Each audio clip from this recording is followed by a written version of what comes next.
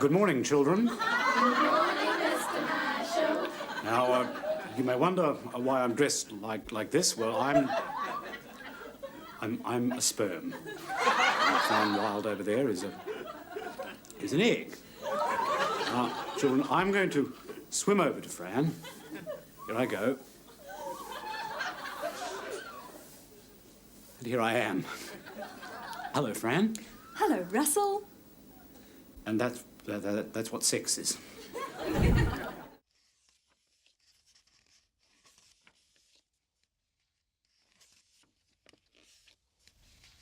Hello, welcome to Hindsight.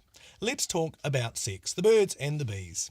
Since you're asking, this is how I first found out, hidden in a closet with a torch, reading this book, scared to be caught by Mum and Dad. I never stopped to wonder why they might have left this book lying around in the first place, but I was only little. Where did I come from? That sex education Bible of the 1970s was positively pornographic compared to the moralistic fare they used to scare teens with in the 1960s.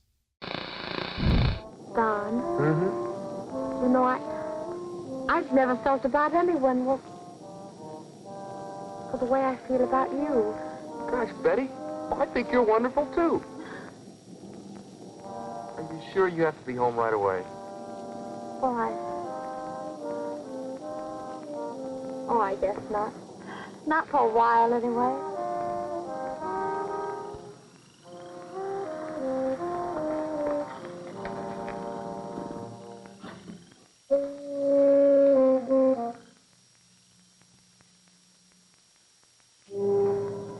Well,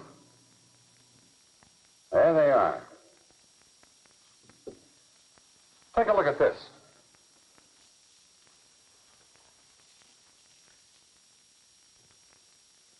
Those little corkscrew things are the germs of syphilis. Syphilis? Now, Don, I'll have to have the names of the girls you've had sexual relations with. And naturally, this is confidential. Well, there haven't exactly been dozens. As a matter of fact, I know exactly where I got it. There was this one girl over in the city, Barbara Myers. I'm afraid I don't know her address. As a matter of fact, I'm not even sure that's her real name. But if you're lying to protect a girl, just consider what it might cost her. But she might not even have it. You can't take that risk. I may have given Betty syphilis. Syphilis.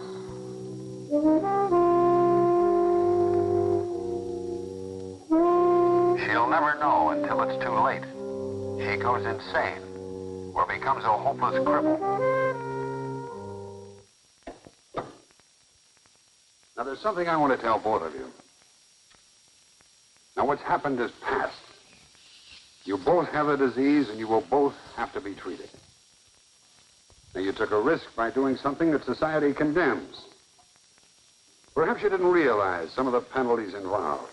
Betty, I didn't... Betty, I know that you blame Don, but you should thank him for one thing. Which thing, Doctor? Shall I thank him for giving it to me? Or for adding me to his list of girls? What is it, Doctor? What do I thank Don for? Just be thankful he brought you in the first place. And be thankful he brought you before it was too late. You may be right, Doctor. But right now, I'd rather be dead. Put simply, the debate about sex education usually comes down to this. There are some who say that teaching kids about sex is like giving them an instruction manual and a permission slip and saying go for it. Then there are others who say, well, whether it's Chinese whispers in the playground or an old scrap of Playboy found under the bushes, kids are always going to find out, so we might as well teach them well. No guesses which side Patricia Bartlett was on. Thinking people are very concerned over New Zealand's moral pollution.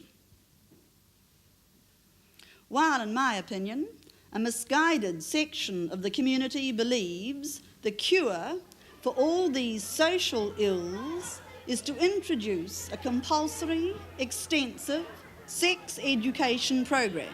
Sometimes they can feel the baby too, moving round inside the uterus. Why do you think that they don't teach this in the ordinary school time? Because they've got other work to go on with, like maths or reading or spelling. Yes. You think these are more important for school time?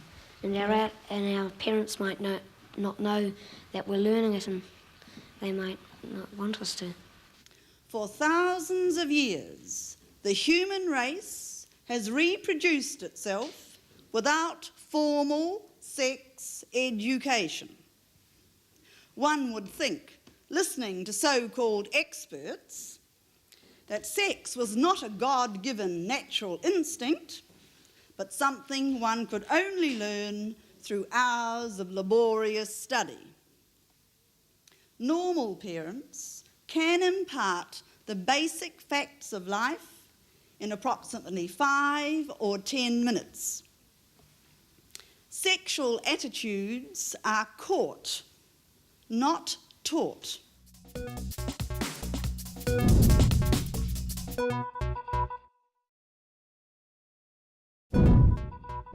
Welcome back. When I was at high school in the 1980s, sex education was supposed to be part of the curriculum, although it was limited to the basic biological facts. But our elderly science teacher didn't feel comfortable, so instead of learning about whatever this is, we got to watch Top Gun. Not surprisingly, getting good, consistent information to every child is one of the biggest issues in sex education.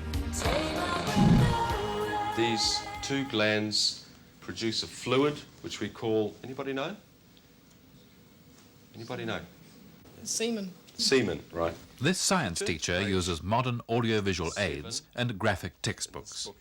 But his class of 14-year-olds is getting the same message that's been given in school biology lessons for many years. The simple facts of human reproduction. Tissue becomes filled with blood. A bill now before Parliament aims to make this sort of lesson only part of a much wider course in New Zealand schools, a course called Human Development and Relationships. The bill would formalise something that's already going on in many secondary schools. The same fourth form class at Penrose High continues the science lesson by looking more deeply at the sex relationship. Produces a pleasurable effect, which usually gives pleasure to both partners in sexual intercourse. In secondary schools, this is where the argument starts. When the class moves into the area of personal values, whose field is it? The children's teachers or their parents? New Zealand parents have a right to expect the education of their children to be academic in substance and not sexual or psychological. Peter Clements is an airline pilot, the father of 2 schoolchildren, and an agnostic. As head of the Concerned Parents Association, he was invited to this teachers' seminar in Christchurch on human development courses. Peter Clements opposes the courses absolutely. Why must you waste your life away?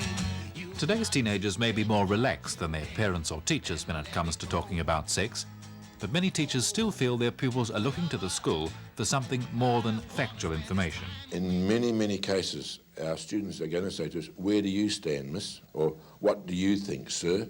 And I believe you cannot then be wishy-washy. You've got to say, well, my standard is this.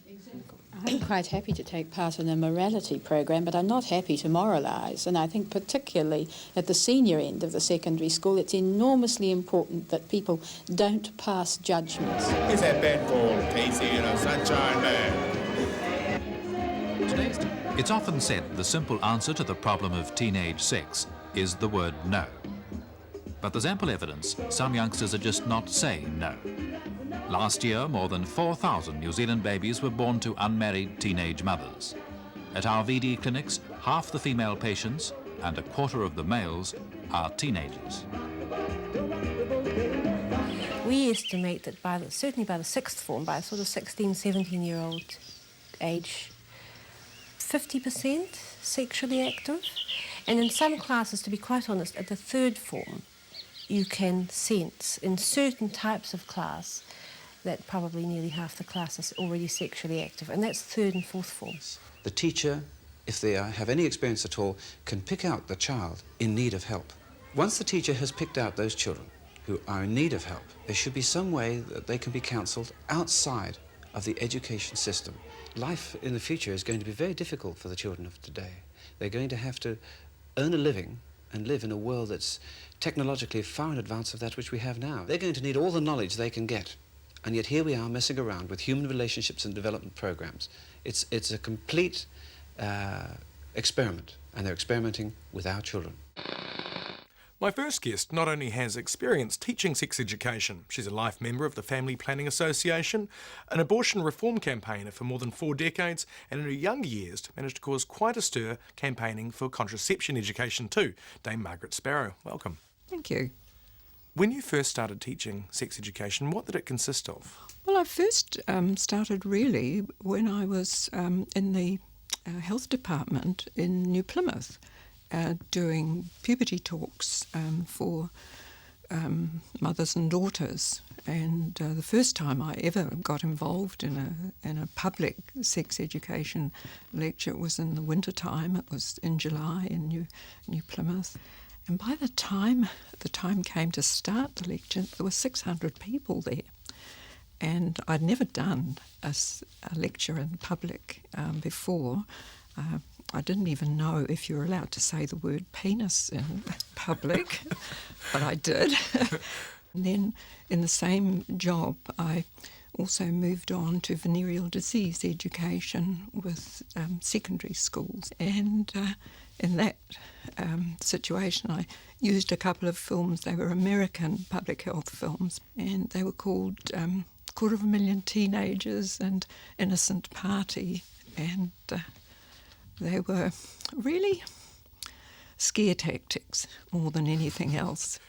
Innocent Party, we've just seen a little bit of that. Very melodramatic. It looks like the sort of thing that's just designed to put you off having sex for life, isn't it? That was what the intention was, I think. And the sad thing about the scare tactics there was that there was no prevention, there was not a mention of condoms. These days you can't go to a university orientation week without having free condoms thrown at you. But when you started working at Student Health Services at Victoria in 1969, it must have been quite different. Very, very different. But when I started there, one of the things that we did was to protest about the law at that time, which restricted, although it only restricted contraceptive education for under 16-year-olds, it had an invasive effect on all other forms of education. Why did you personally feel the need to fight this fight for contraceptive education? I think it was because I saw the consequences as a doctor of unprotected sex, sexually transmitted diseases, unplanned pregnancies, and got involved in the abortion issue. Did you get into much trouble? Yes, I was often in the headlines, particularly because of the activities of Patricia Bartlett, and there were several times when she and I differed on issues, and particularly I had several appearances at the Indecent Publications Tribunal. It seems a bit at odds that amidst all the social change we saw in the 1970s, that our rules about sex education didn't change along with it. You're right, yes. But in fact, in the end, it wasn't people like me, it wasn't the arguments, it wasn't that it was rational and good, it was AIDS. And that's when Helen Clark took an amendment to Parliament. So until Helen Clark changed the law in 1990, right throughout the 80s, if you were a teenager at school, you would not have been learning about condoms, about the pill, about any of this. No. Yeah. What effect did that have on our public health, do you think? I think it had a very detrimental effect on public health. And it's not surprising that we had an unacceptable incidence of unplanned pregnancies and sexually transmitted infections. As someone who's campaigned in this area for many years, do you sometimes look around and think perhaps now we've gone too far? No, I don't. I think I've always been I think there's always tension between Liberals and Conservatives, but no, I've never regretted what I've done, and I still feel that we've actually got a lot further to go and would still be supportive of a much more liberal approach.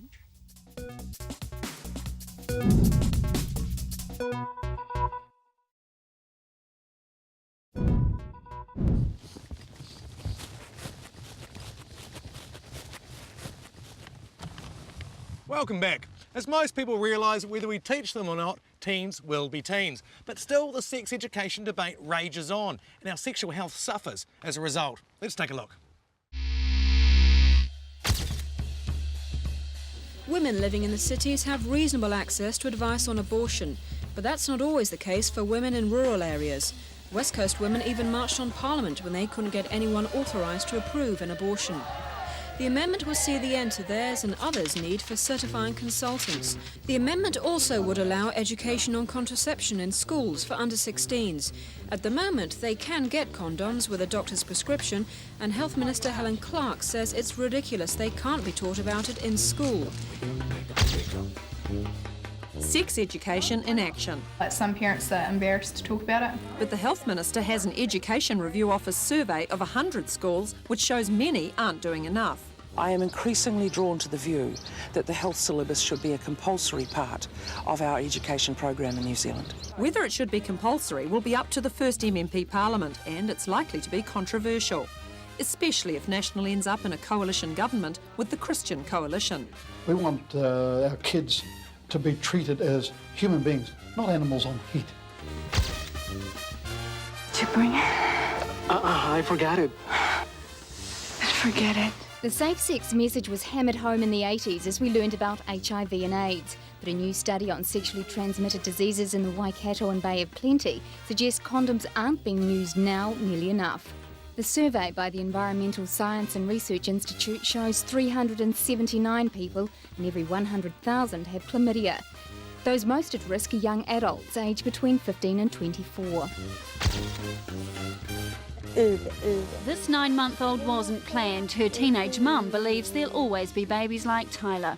In high school they give you all your sex educations and stuff like that, but I end up having a mistake with her. One example of why New Zealand now has the second highest teen pregnancy rate in the OECD. Researchers say of most concern, our rate is going up, while others decline. Particular sort of Western European countries, it's been dropping down quite significantly since the early 80s. In New Zealand, we dropped down to the middle 80s, but have gone up since then. Years of education strategies have failed to reduce the teen pregnancy rate. Some say it's time to change tack. Lunchtime, Parkway Intermediate School, Wellington. One of many schools to already be teaching sex education to its Form 1 and Form 2 pupils. I learned a lot more than I did. Currently, it's not compulsory to teach sex education in schools, but that's changing. From late next year, all state schools from Form 1 to 7 will have to offer sex education, but parents will still have the power to stop their children from attending. New research shows that thanks to good diet, health and hygiene, the average child is now sexually mature by age 10 or 11, and they aren't equipped to deal with it. Researchers from Auckland University's Liggins Institute summarised hundreds of published studies on puberty dating back to last century. Their findings conclude the current mismatch between mind and body sexual readiness must be addressed. Sex education, and more particularly how much to tell children and when, is an issue that remains bubbling away. My next guest is at the forefront of that debate as Director of Health Promotion at Family Planning, Frances Bird. Welcome. Hello. Sex education has changed quite a bit over the years. Would the average parent, do you think, recognise what is sex education these days? I think the average parent probably didn't have much sex education or sexuality education. So I think in answer to that question, yes, it has changed over the years, and it's certainly a lot more, we hope, a lot more inclusive and encompassing than perhaps most parents' education about sexuality at school. When did it really start? I mean, I had it at school and I'm a parent now, so that was the 80s. I think there's always been some element of sex education or sexuality education, but it became compulsory for state schools to teach sexuality education from December 2001. What gets taught these days and at what stage? It's compulsory to teach sexuality education from year 1 through to the end of year 10, so fourth form for those of us who are a bit older. So from 5-year-olds through to 4th form? Yes. Yeah. Yeah, and it's a spiral curriculum, so it builds on information over the years that ideally is age and stage appropriate. So starting with some very basic information about bodies, about building relationship skills, about learning about personal identity, learning about others and personal safety, and it spirals through the years, sort of developing on each of those themes or topics. And does it build, as some critics suggest, to such a point where by the time they end up in 4th form or whatever, children are learning about all sorts of extreme and unnatural acts? I think it depends on your definition of extreme and unnatural acts. Certainly, sexuality education should give young people the knowledge, the information and the skills that they need to negotiate sexual relationships as they develop and get older. So the birds and the bees aspect of it is only a very small component of sexuality relationships education. It is still there, though. We are still teaching. We hope so. Many children must face quite early on great exposure to sex and sexuality via the internet. Does that make the job easier or harder? The important thing to build into sexuality education is the ability for young people to analyse, to critically think about what they're seeing through the media and through things like internet pornography. It's an unrealistic view of the world, a representation of relationships that most people certainly don't have. And it's important that young people can actually separate the fact from the fiction, have the opportunity to do that. Are they ever told you're too young to have sex at the moment, or maybe you should wait a bit, or that sort of thing? I think delay messages are a key part of comprehensive sexuality education programs, and certainly getting young people to think about what they want to do, when they want to do it, when they think they'll be ready to do things, and to practice skills so that they are able to negotiate within relationships, so that they're not under pressure to do things that they don't want to do. How to say no. Yes. Are we winning the battle? I think it depends on what you think the battle is. If you're looking at sexuality education outcomes as a purely public health set of outcomes, so STIs and teenage pregnancy, then you might feel that we've got a long way to go. But we expect a lot from sexuality education. We don't expect every young person who leaves school to be perfect at maths. Sexuality education is a lifelong process, and the curriculum guides recognise that.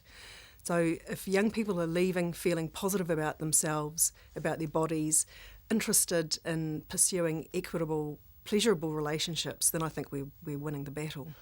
What would you ideally like to see in the future? We'd like to see the teaching of sexuality education to really meet what young people say they want to know about. They want to know, older young people want to know about abortion, about parenthood, about pleasure, about sexual engagement, about how to make up, how to break up, to really have honest conversations with young people about what relationships are like and how to deal with them. Well, that's it for our show. Thanks for watching. Check out our website for more information and extended clips, and tune in next time when we take another look back with the benefit of hindsight. Damian Christie. Thanks. This is a gentleman. This is a lady. They are to be blessed with a happy event. You will notice the lady sits on the sofa and the gentleman sits on the chair. Now they change places. The chair is still warm from the heat of the man's body, and 9 months later, a baby is born.